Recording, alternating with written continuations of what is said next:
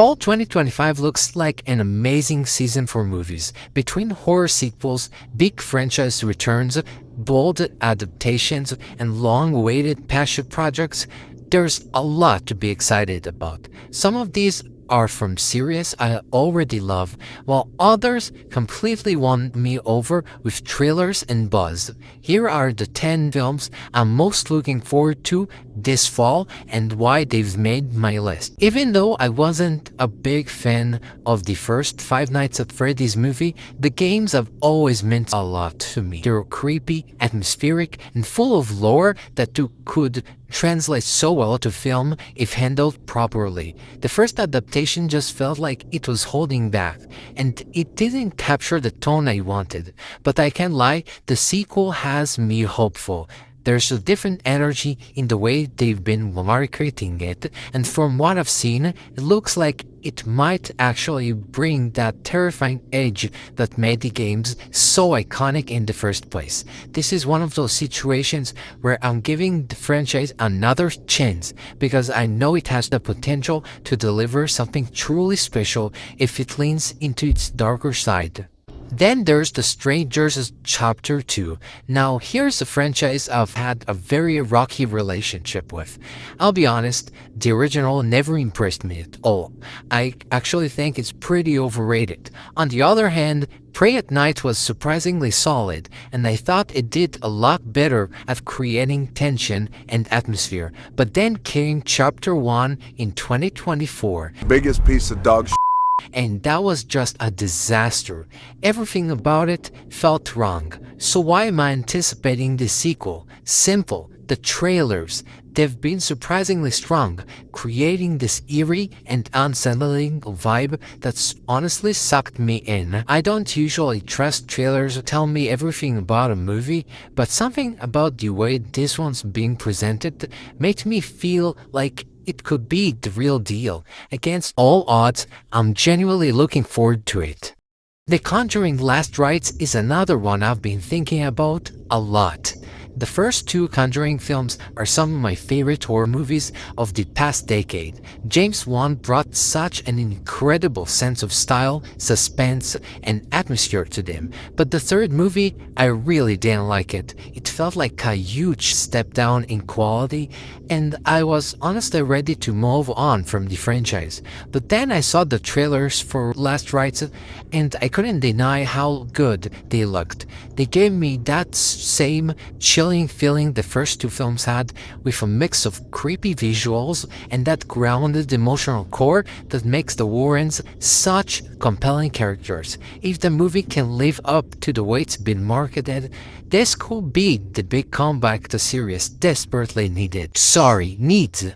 Another one I have to bring up is Mortal Kombat 2. This one's kind of funny for me because I've actually never played the games, and when I rewatched the 2021 movie recently, I realized I hated it even more than I remembered. It just didn't work for me on almost any level. But then the trailers for this sequel dropped, and something about it immediately clicked. It has a darker, more serious tone, and the style seems way more in line with what I'd want from a martial arts fantasy. As someone who isn't really invested in the source material, I found myself thinking this could actually be my thing. So I'm going into it with cautious optimism, but definitely with way more excitement than I ever thought I'd have for a Mortal Kombat movie.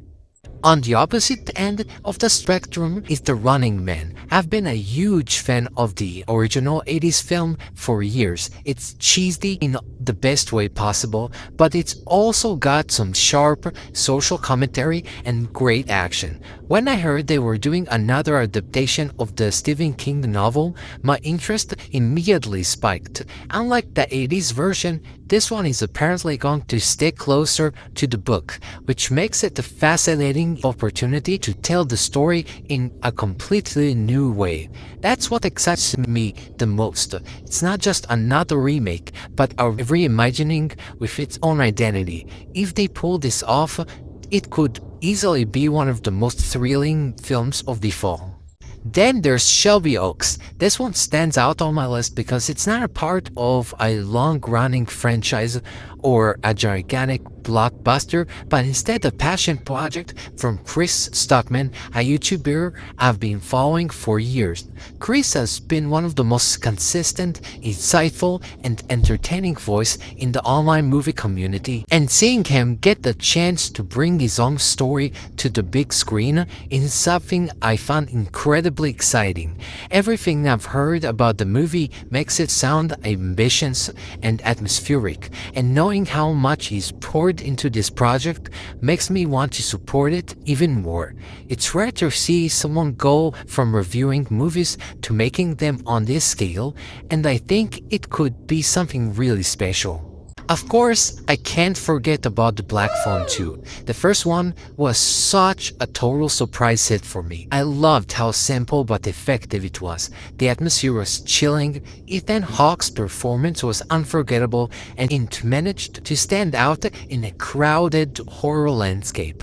The idea of doing a sequel worried me at first because I wasn't sure how you could follow it up without watering down the original. But the fact that they're actually going for it makes me curious, and I'm hopeful that you found a new angle that expands on the story without losing what made the first one so good. If it even comes close to that same level of quality, I'll be happy. On the animation side, there's Zootopia 2. I can't overstate how much I adore the first film.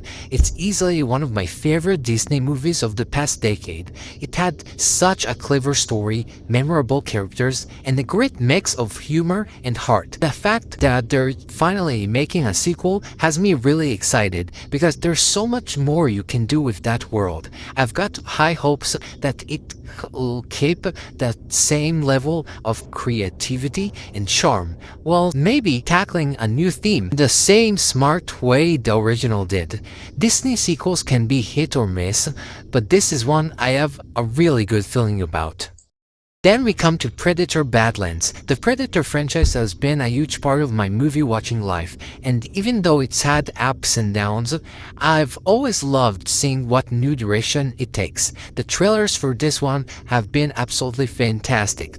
Tense, action-packed, and visually striking. I'm so hyped for it. In fact, I'm planning to do a whole review series on the franchise leading up to its release. That's how much I care about it. Everything I've seen so far makes me think this could be one of the best Predator movies yet, and I can't wait to see if it lives up to the hype.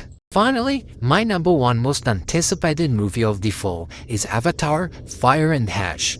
I've been a gigantic James Cameron fan for as long as I can remember. 4 of his films are in my top 30 of all time. That being said, the original Avatar never really blew me away. I thought it was fine, but it wasn't my thing. Then The Way of Water came out, and it completely changed my perspective. I loved that movie, but even then, I wasn't totally sold on the idea of Cameron doing 5 or 6 more sequels. But then the trailer for Fire and Ash dropped, and honestly it blew me away. It's one of the best trailers I've seen all year, and it made me genuinely excited in a way I wasn't before. The visuals, the scale, the emotion, it all looks unbelievable. If Cameron pulls this off, it could end up being one of the biggest highlights of the year for me. That wraps up my top 10 most anticipated movies of fall 2025.